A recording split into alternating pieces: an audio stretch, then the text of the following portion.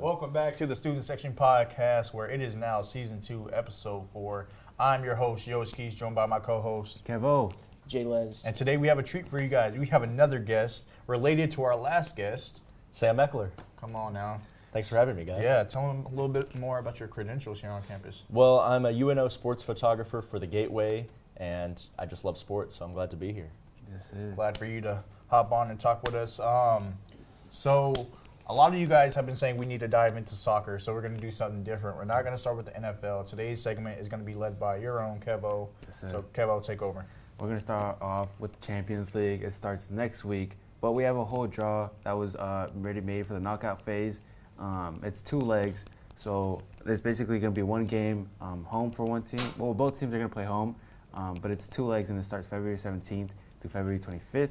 And the matchups that we have is Monaco versus Paris Saint-Germain, which is a good French game that's going to be like, they're both in that French league, and they're matched up in the Champions League, so that's going to be a good matchup. There's Galatasaray versus Juventus, Benfica versus Real Madrid, so that's a run back of the last league phase game where Benfica shocked Real Madrid. But now Real Madrid have a chance to redeem themselves to go against them twice, so anything can happen for that game.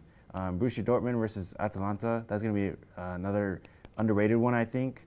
Qarabag FK versus Newcastle United, Club Brugge versus Atletico Madrid, an unknown team that I'm not aware of, Bodo, who's been having great performances against bigger teams like Manchester City, are going against Inter Milan, and then there's Olympiacos versus Bayer Leverkusen.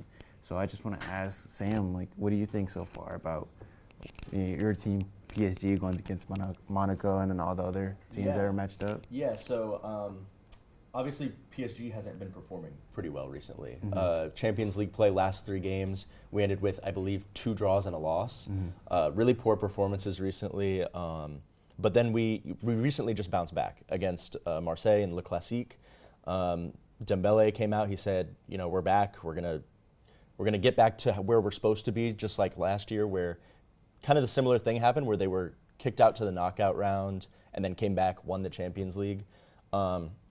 So I'm really interested in the PSG-Monaco game because they do know each other really well, and it's kind of helpful, I guess, in a way for like traveling. They don't have to travel to a whole nother country. They can just stay in the same country, go straight down.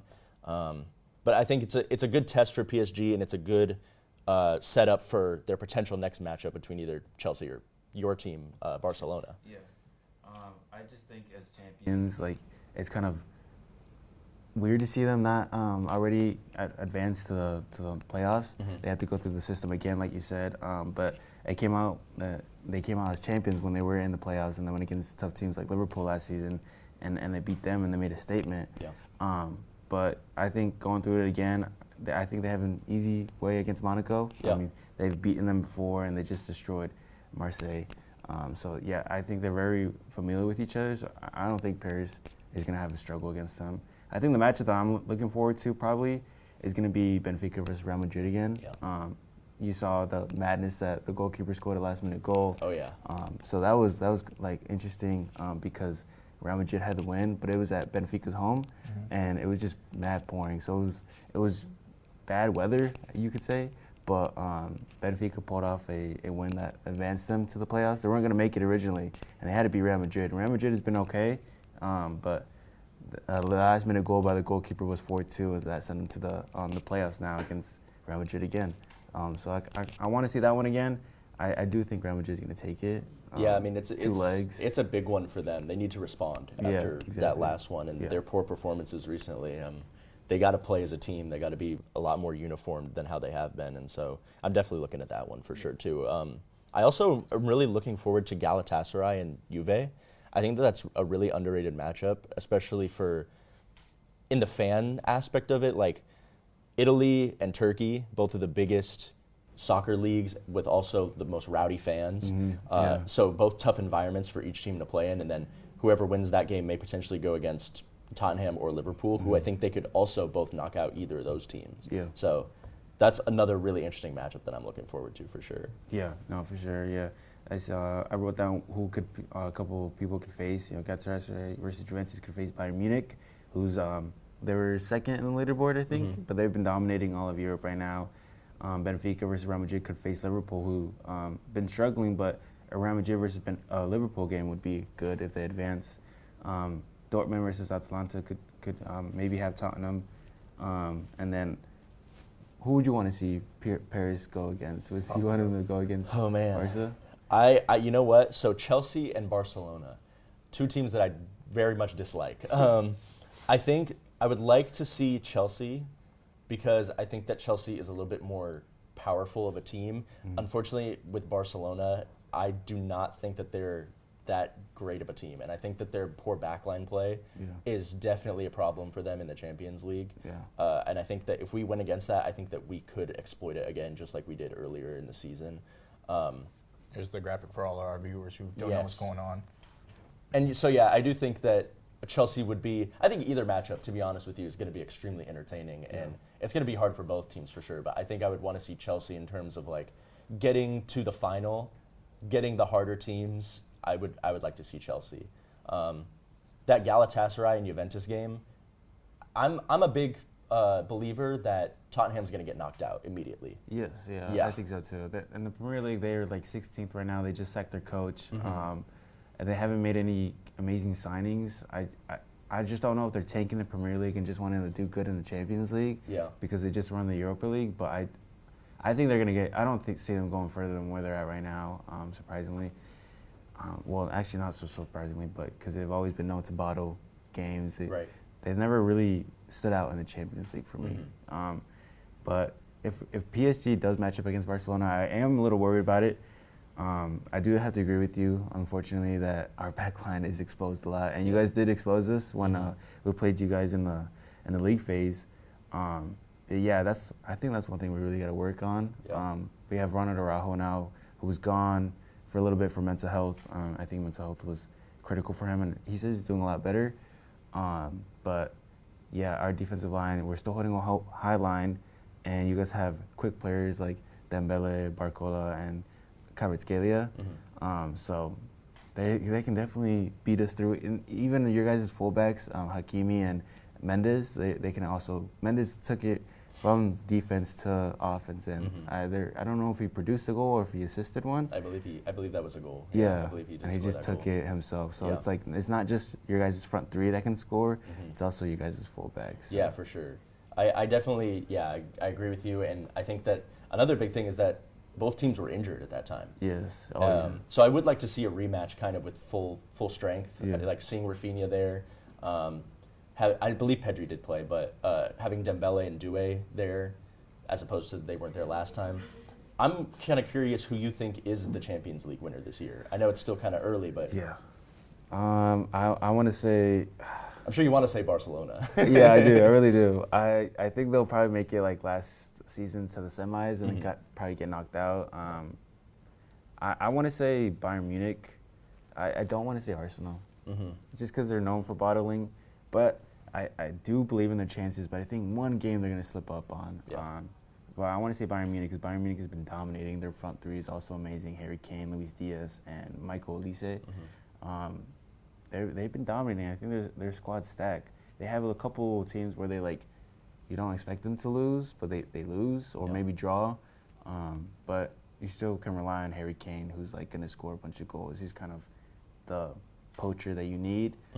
Same with Luis Diaz whenever he wants to turn up. And Jamal Musiala's back, so that's a big importance for their team, who's a creative player who can take on the whole team or produce assists and goals whenever. So I think having Jamal Musiala is a big comeback. So now I'm leaning towards Bayern Munich.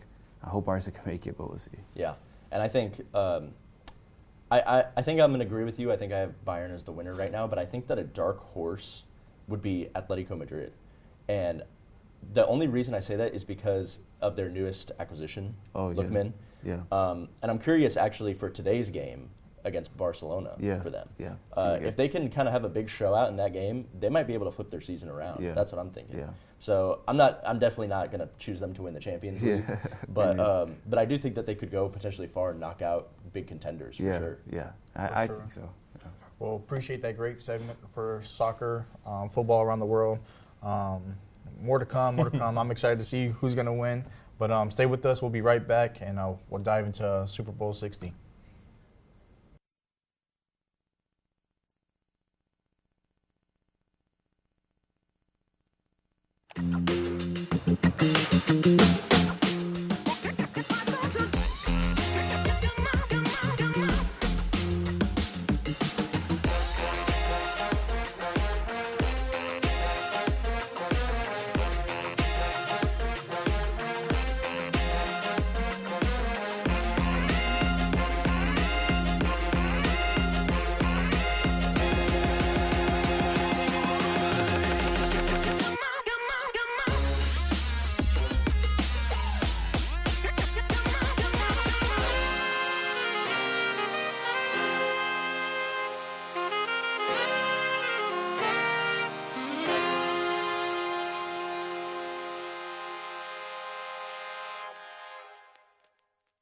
Welcome back to the Student Section Podcast. We are back from commercial break. Now our next segment and our next topic that we want to really get into is Super Bowl 60. You had the Seattle Seahawks versus the New England Patriots. Seahawks did win. Score was 29-13.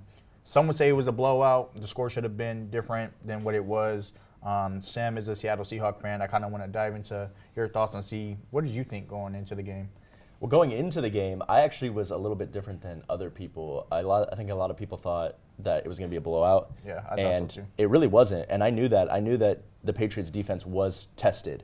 I knew that their offense was a little shaky. They don't have a ton of playmakers on the wide receiver front, but I definitely thought that they were a tough team, a tough adversary to go against in the Super Bowl. I thought you guys controlled the game really well coming out the gate.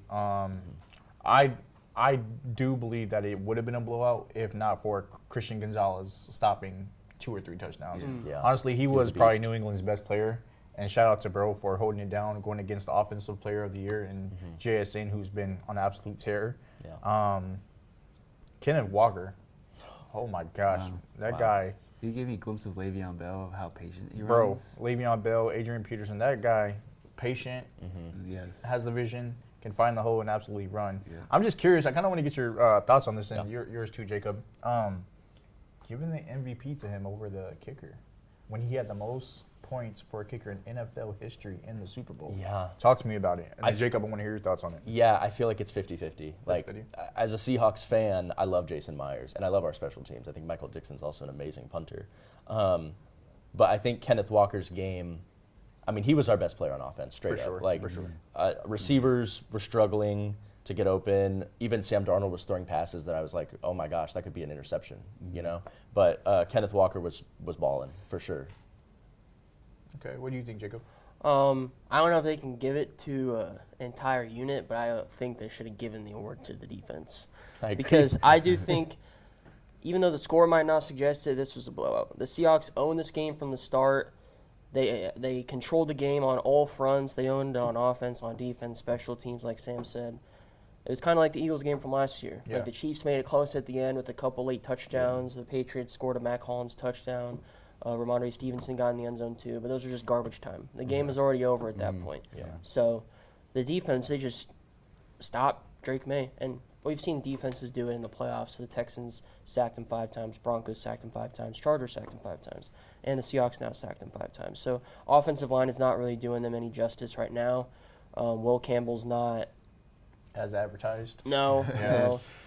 Apparently he was injured. That came out I've seen after the that. I've Super seen Bowl, that, but like. how much of that is excuses at some point? Well, in that Right. case, why is he playing? Especially in the biggest game of a lot of their careers.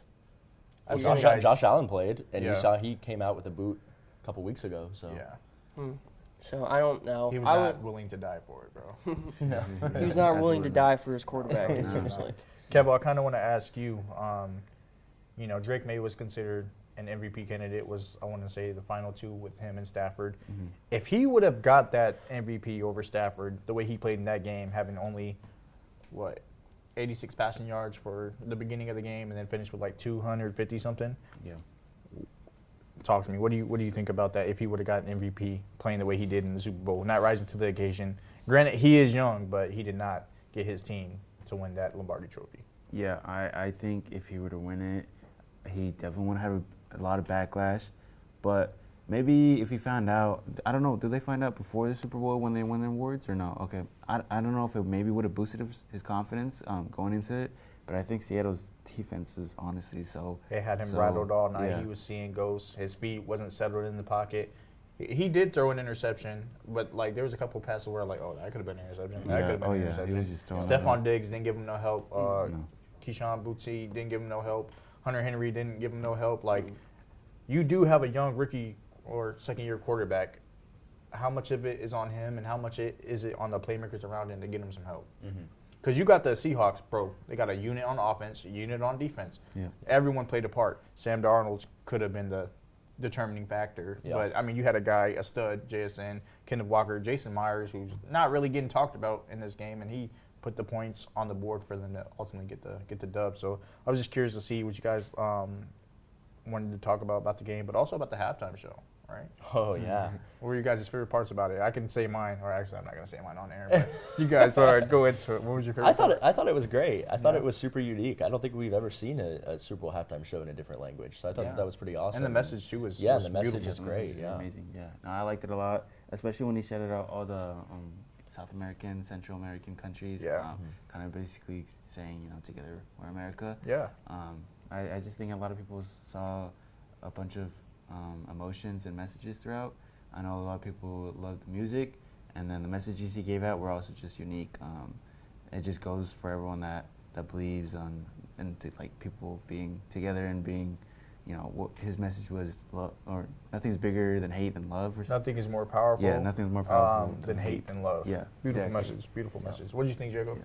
I didn't understand what he was saying because I haven't really listened to Bad It was a Bunny vibe, much. though. It was a vibe. But yeah, I mean, people are getting bent out of shape just because it's not what they wanted to see. But like, there's different cultures in the world, so you got to open up your lens a little bit to cater to other people and other groups in society. So I thought it was good. Yeah. What did you guys think about the special guests? I know Lady Gaga, Ricky Martin for all the Latino moms and aunties were probably going crazy out there. But what did you guys think about the special guest? I thought she was good.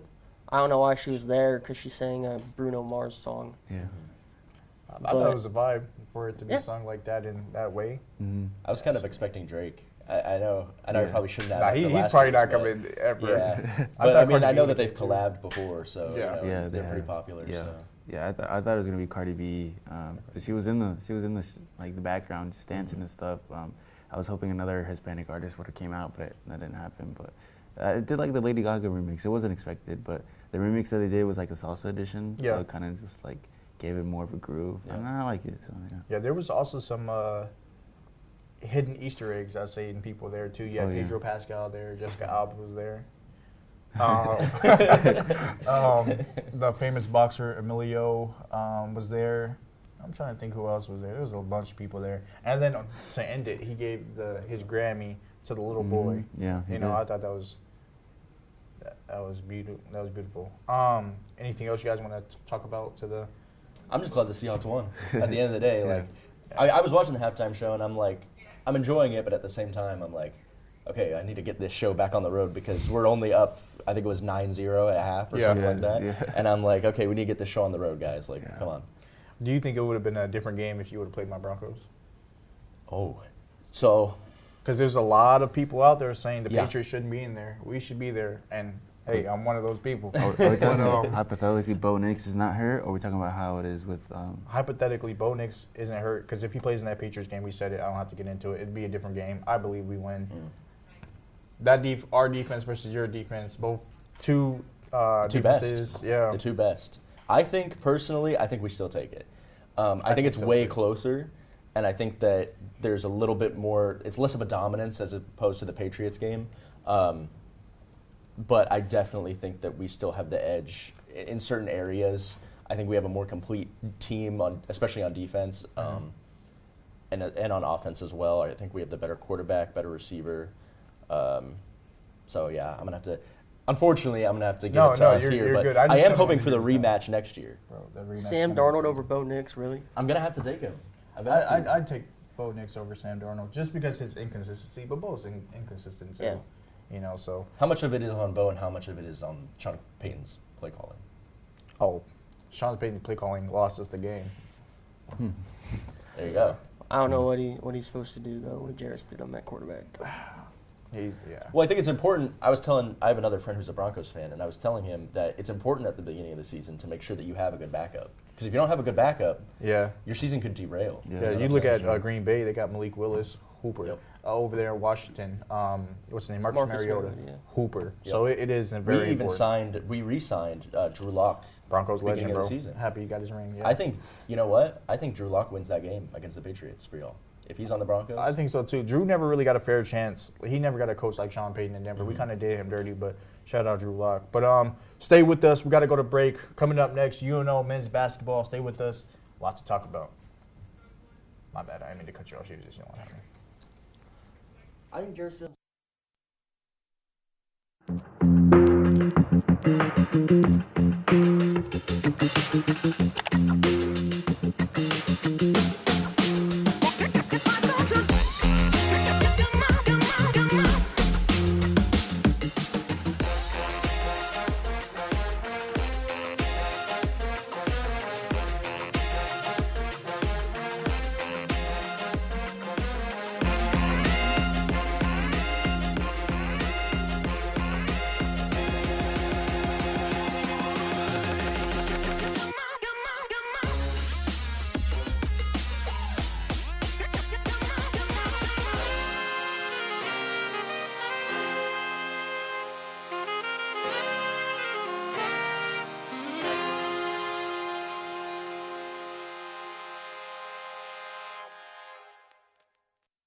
What a beautiful segment, beautiful city of Omaha. But welcome back to the Student Section Podcast. I'm your host, YooitzQuise. We're diving into men's basketball now for the campus. I know a lot of you guys want us to really talk about what's going on our campus since we are the student section, and it's only right to bring up our men's basketball team. And we have some absolute studs up there on the screen for you guys. Lance Waddles, Tony Osborne. Guys, tell me what's going on in the world of men's basketball.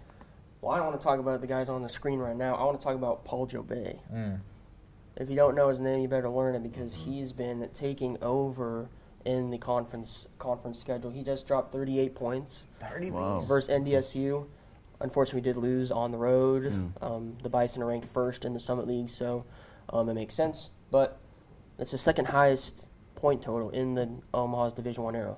So he's just been balling. He's averaging 20 points per game, 21.5 points per game in conference play. So he's just been tearing it up. I think he has 5 or 6 double-doubles. So he's grabbing the boards, he's crashing the boards, plus producing on the offensive side. So I'm very impressed with him so far. And I got a chance to talk to him a couple weeks ago, sit down with him for a little bit.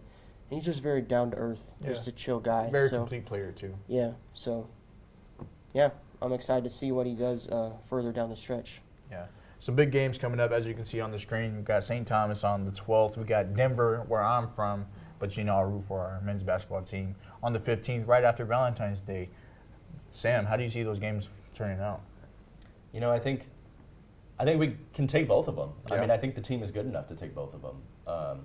They have the talent. They have the guys. So I'm hoping for both. I really am hoping for both. But we'll see at the end of the day. My era today is the 12th. Yeah, it's okay. Just later today. Yeah. Yes, don't click that today. chat. I think that they'll get the dub later today. I really do. Yeah, Yeah. I know. I'll be at the game, so if you guys want to come say what's up, say what's up. Will any of you guys be at the game?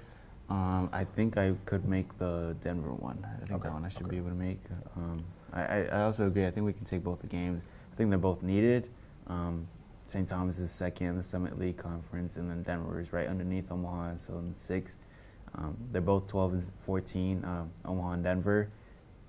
We're off a 2-game losing streak, unfortunately, but we can also just turn that around to a 2-win game streak. I think St. Thomas would be a good statement win. I think that would definitely boost their confidence, and I think that can also give them another win against Denver. But yeah, like Sam said, I think they're both winnable for sure. Well, I think also the St. Thomas game, it's a big tone setter for the rest of the season. Yeah. Win that game. You know what I'm saying? It's the second team in the Summit League. For sure. You got to get that win, kind of turn the season around, and then make a statement for the upcoming Summit League tournament. Yeah, because there's been a lot of individual accolades. Tony's had good games this year. Lance has had good games this year. But Jay Sean Glover is gets also been triple-double. hooping. Richardson has had a couple good games. But it's like, at what point are you guys going to lock in as a team and say, hey, okay, our record is not where we want it to be, but the season's not done. There's still a chance for us to maybe win the Summit League, maybe get into March Madness. And, so what do you think they have to do? Is it coaching? Is it players? Is it everything as a whole? I think they just got to complement each other. Because, on Saturday when they lost to North Dakota State, Jobay takes over. He scores 38. But outside of him, Tony Osborne didn't do too much. Lance Waddles has been a little bit cold as of recently. He was tearing it up in the non-conference, but in the Summit League play, he's been a little bit cold. We know Jay-Sean Glover's been balling off the bench. Christian Richardson is making buckets. He's 7 foot plus, so he's very tall. Yeah, he's very tall in person. Yeah. Grant Stubblefield's also been playing above his mean the last couple games. But yeah, we got 3 home games coming up.